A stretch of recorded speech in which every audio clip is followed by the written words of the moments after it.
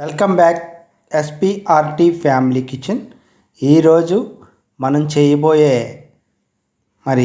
ఇది ఏంటంటే ఇంట్లోనే మనం హోమ్మేడ్గా నెయ్యిని ఎలా తయారు చేసుకోవాలి, ఈ ఘీని మనం ఇంట్లోనే ఎలా తయారు చేసుకోవాలనేది ప్రిపేర్ చేసేది మనం క్లియర్గా చూపిస్తున్నాము.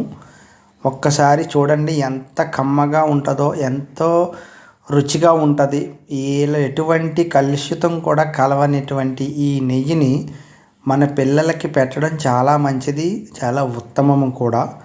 ఇది మనం ఇంట్లోనే ఏ విధంగా చేసుకోవాలి, ఎలా చేసుకోవాలి అనేది చూపించబోతున్నాము.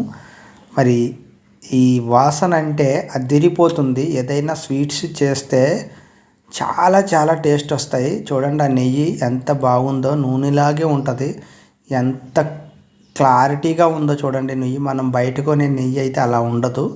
మన ఇంట్లోనే తయారు చేసుకున్నాం కాబట్టి అంత స్వచ్ఛమైన నెయ్యిని మనం ఎలా తయారు చేసుకోవాలి అనేది మనం చూపించబోతున్నాము. ఒక్కసారి మన ఛానల్ చూస్తున్న వాళ్ళందరూ సబ్స్క్రైబ్ చేసుకోండి. అయితే ముందుగా మనం ఈ నెయ్యిని అంటే ఇప్పుడు తయారు చేసే విధానంలో మొదటి పాత్రది ఇది. మనం పాలు మరగబెట్టిన తర్వాత ఫ్రిడ్జ్లో పెడతాం కదా. ఫ్రిడ్జ్లో పెట్టిన తర్వాత రోజు తీస్తే పైన మేగడ గడ్డకట్టి ఉంటుంది.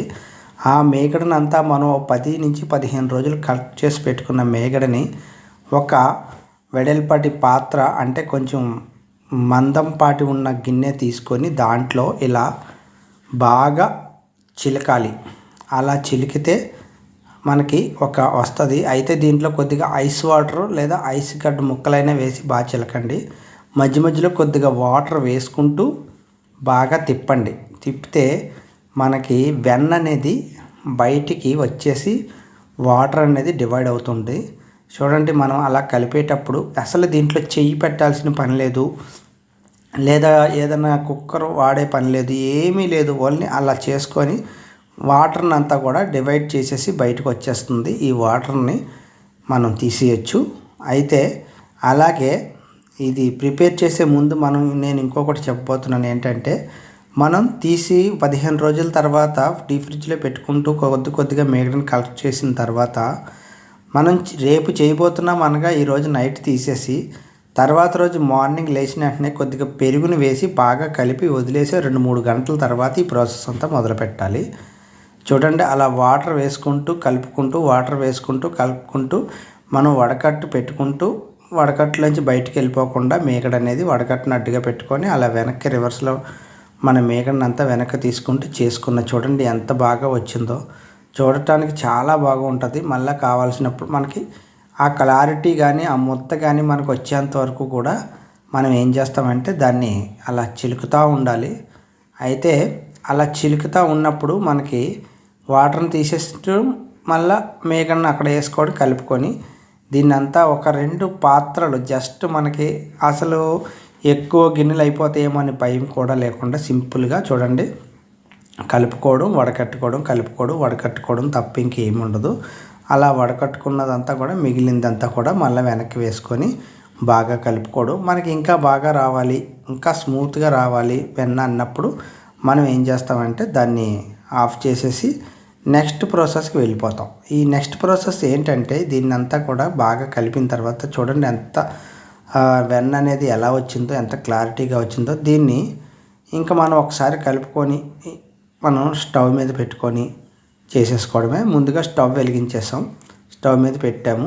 స్టవ్ మీద పెట్టి వేడి అవుతూ ఉంటుంది. సిమ్లో మాత్రమే పెట్టాలి. స్టార్టింగ్ నుంచి కూడా సిమ్లో పెట్టుకుంటూనే ఉండాలి. ఈ సిమ్లో పెట్టుకుంటూ కొద్దిగా మధ్యలో మాడిపోకుండా ఖచ్చితంగా ప్రతి 1 మినిట్ ఆర్ 2 మినిట్స్కి కలుపుతానే ఉండండి. సిమ్లో పెట్టాం కదా మాడదు అనుకోవద్దు. ఖచ్చితంగా అలా కలుపుతూ ఉండండి. మాడడం అంటే ఏమి లేదు, అడుగు అంటేయకుండా ఉంటుంది. అలా కలపడం వలన వెన్న అనేది బాగా మరిగి నెయ్యి కింద తయారవుతుంది. చూడండి, డివైడ్ అవుతూ ఉంది. ఆల్మోస్ట్గా మనకి కొద్దిగా డివైడ్ అవుతుంది, మీకు కనిపిస్తూ ఉంటుంది. మనం అలా కలుపుకుంటూ అది పూర్తయ్యేంత వరకు కూడా అక్కడే ఉండి చేసుకోవలసినటువంటిది ఇది. అంతేగాని మనం సిమ్లో పెట్టాం కదా అని బయటికి ఎక్కడికి వెళ్ళిపోక టీవీ సీరియల్ చూడడం అలాంటివి ఏమి చెయ్యొద్దు.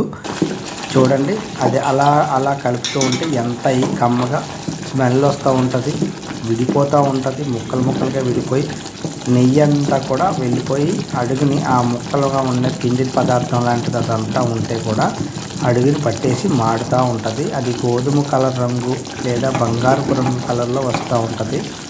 అప్పుడు మనకి బాగా బంగారపు కలర్ రంగులో వస్తే మనకి నెయ్యి తయారైపోయినట్టే. మనం అసలు ఏమి ఒక చెయ్యి కూడా ఏమి పెట్టకుండా ఎంతో ఈజీగా తయారు చేసుకునే రెసిపీ అండి. అందుకని చూడండి ఎంత ఫ్రెష్గా ఉంటుందో. అయిపోయిందండి. దీన్ని మనం వడకట్టుకొని తీసేసుకోవడమే. మనం మొదట్లో చూపించాం కదా, ఆ విధంగా వడకట్టుకొని తీసేసుకోవడమే. బంగారపు రంగు వచ్చిందంటే ఆల్మోస్ట్ కంప్లీట్ అయిపోయింది అనమాట. అయితే ఈ నెయ్యిని మనం ప్రతి నెలకి 2 నెలలకు ఒకసారి మనం తీసుకున్న మేగడ మీద పెట్టుకోవచ్చు. చాలామంది పెరుగులో కూడా మేగడ తీసి దాంతో కూడా మనకి నెయ్యి చేస్తూ ఉంటారు.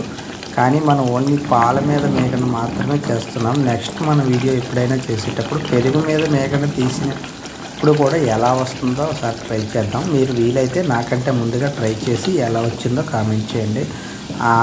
ఇప్పుడున్న రోజుల్లో అయితే అది కూడా ఆల్మోస్ట్ అందరూ ట్రై చేసే ఉంటారనుకుంటున్నాను. అయితే ఇప్పుడు తయారైపోయిందండి. అందరికీ నేను చెప్పదలుచుకున్నది ఏంటంటే, ముందుగా మన ఛానల్ చూస్తున్న వాళ్ళు ఎవరైనా మన ఛానల్ని దయచేసి సబ్స్క్రైబ్ చేసుకోండి. అలాగే లైక్ చేయండి, షేర్ చేయండి. అలా చేయడం వలన నేను మరికొన్ని ఎక్కువ వీడియోలు చేయడానికి ఆసక్తి కలుగుతుంది. మీరు సబ్స్క్రైబ్ చేయకుండా అలా చూస్తే నాకు కొద్దిగా మూడౌట్ అయ్యి ఆ వీడియోలు చేద్దాంలే అనుకుంటున్నాను. అలా కాకుండా మీరు అలా సబ్స్క్రైబ్ చేయడం వలన నాకు మరింత ఉత్సాహం కలిగి ఎక్కువ వీడియోలు చేయడానికి ఆస్కారం దొరుకుతుంది. దానికోసం చూడండి ఎంతో కమ్మగా మన ఇంట్లోనే బయట కొనకుండా కల్తీ లేని నెయ్యిని మనం ఇంట్లోనే ఎలా తయారు చేసుకోవాలో చూపించాము. అందరూ చూసి మన ఛానల్లో ఉన్న ఈ వీడియోని మీ ఫ్రెండ్స్ అండ్ ఫ్యామిలీకి చూపించి అలా వడకట్టేసుకొని మనం పక్కన స్టోర్ చేసుకొని మనకు కావలసినప్పుడల్లా స్వీట్స్లోని ఏదైనా రెసిపీస్లోని ఈ నెయ్యిని వేసుకొని తింటే అమోఘంగా ఉంటుంది. ఒక్కసారి మీరు ట్రై చేసి చూడండి. మళ్ళీ ఇలాగే చేసుకుంటే బాగుండేది కదా, ఎన్ని రోజులు మనం ఎందుకు మిస్ అయ్యాం అనే మీకు తాపత్రయం ఖచ్చితంగా కలుగుతుంది. చూడండి ఎంత కమ్మగా ఉంటుందో. ఒకసారి వాసన చూసి చూడండి. తయారు చేసినాక మన ఇంట్లోనే మనం ఓన్గా తయారు చేసుకున్నాం కాబట్టి మరింత ఇష్టంగా తింటాము, మరింత బాగుంటుంది. Thank you.